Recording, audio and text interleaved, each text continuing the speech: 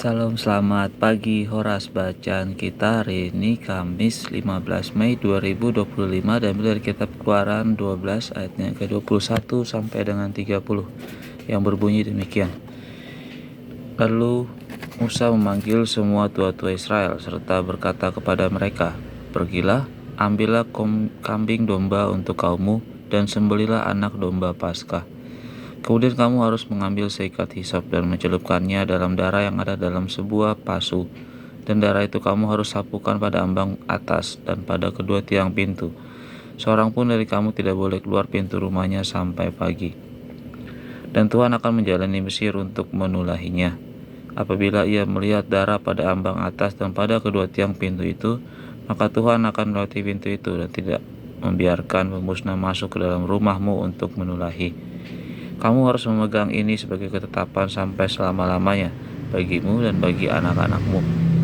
Dan apabila kamu tiba di negeri yang akan diberikan Tuhan kepadamu, seperti yang difirmankannya, maka kamu harus pelihara ibadah ini.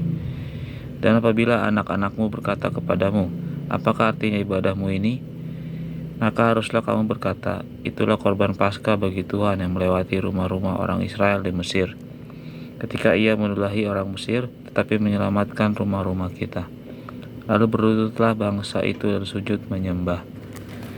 Pergilah orang Israel lalu berbuat demikian, seperti yang diperintahkan Tuhan kepada Musa dan Harun. Demikianlah diperbuat mereka. Maka pada tengah malam Tuhan membunuh tiap-tiap anak sulung di tanah Mesir, dari anak sulung Firaun yang duduk di tahtanya sampai kepada anak sulung orang tawanan yang ada dalam liang tutupan, beserta segala anak sulung hewan. Lalu bangunlah Firaun pada malam itu bersama semua pegawainya dan semua orang Mesir, dan kedengaranlah seruan yang hebat di Mesir, sebab tidak ada rumah yang tidak kematian.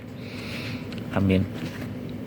Bacaan kita pagi ini mengajarkan kita bahwa dari perbudakan rohani ke pembebasan rohani, dari kematian ke kehidupan. Ketika